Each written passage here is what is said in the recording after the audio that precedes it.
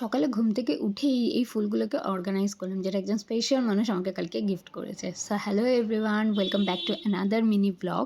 মা কিছু বেসিক জিনিস অর্ডার করতে বলেছিল, সেইগুলোই পিক করলাম। আর আমি না অলওয়েজ 9 মিনিটস থেকেই সব জিনিস অর্ডার করি। সকালে ব্রেকফাস্ট করে কিছু কাজ ছিল, তো সেগুলোই করছিলাম, যার ক্লিপ নিয়ে নিই, ডাইরেক্ট লাঞ্চের ক্লিপই নিলাম।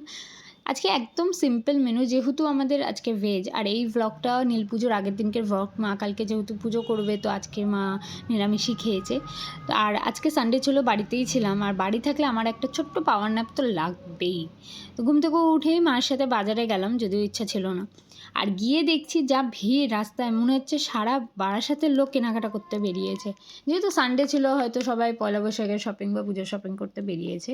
যাই হোক, তারপর চলে গেলাম একটা ফলের দোকানে। আর আজকের ডেটে দাঁড়িয়ে এত দাম ফলের, জানি না কেন এই পুজো পার্বণ আসলেই এত ফলের দাম বেড়ে যায়।